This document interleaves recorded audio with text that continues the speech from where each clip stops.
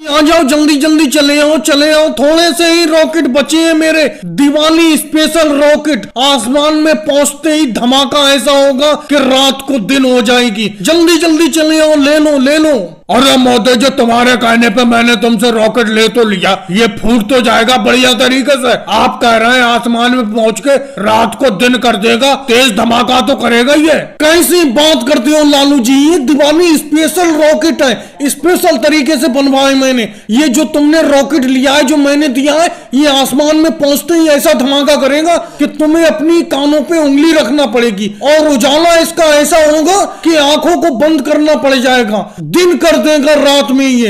अरे ये योगी जी कैसे चले आ रहे हैं? ये तो रॉकेट लेके गए थे, वापस चले आ रहे हैं रॉकेट लेके। क्या बात है योगी जी, कैसे चले आए? अरे क्या बातें कर रहे हो मोदी जी, बड़ी बड़ी बातें करके अपने रॉकेट बेच रहे हो। और ये अभी मैंने रॉकेट फोड़ा, ये तो फुस हो गया, चला ही नहीं, ऊपर को गया ही नहीं, नीचे ही नीचे रह गया, फुस हो गया। अरे मोदी जी, ये योगी जी क्या कह रहे हैं? तुम तो बहुत बड़ी बड़ी बातें कर रहे हो कि इतनी तेज धमाका होगा कि कानों पे उंगली रखना पड़ जाएगी और इतनी तेज उजाला होगा कि आंखें बंद करना पड़ जाएंगी। ये तो कह रहे हैं फुस हो गया तुम्हारा रॉकेट, मैं नहीं लूंगा, ये वापस करो अपना रॉकेट। योगी जी, तुम्हें भी बिल्कुल तरीका नहीं है। अगर मेरे रॉकेट में कोई फॉल्ट था या कोई खराबी थी तो मुझसे अकेले में कह देते। अरे मेरे ग्राहक बैठे हैं लालू जी, उनके सामने क्यों कह रहे हो? अब वो भी अपना रॉकेट वापस कर रहे हैं। बिल्कुल भी तरीका नहीं है योगी जी। अब ये लालू जी अपना तो वापस करेंगे ही करेंगे, 100 जगह बुराई करेंगे मेरे रॉकेट की, मेरी बिक्री पे फर्क पड़ेगा। अरे हजारों रॉकेटों में एक आध रॉकेट तो बेकार निकल ही जाता है। तुम्हारा बारे में इसलिए नहीं बता पा रहा है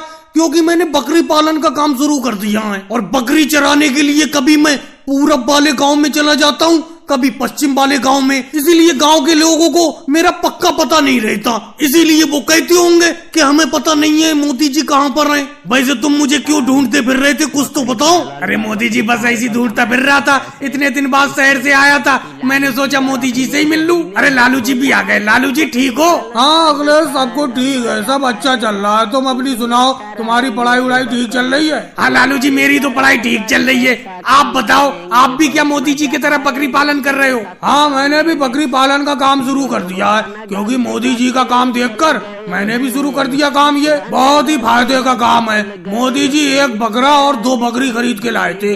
आज देखो इनके पास कितने बकरे और कितनी बकरी हैं। कम से कम 100 बकरे और 100 बकरी होंगी। मोदी जी, लालू जी क्या ये ठीक कह रहे हैं? क्या वाकई में ये बहुत फायदे का काम है? कुछ तो बताओ, आप चुप कैसे हो?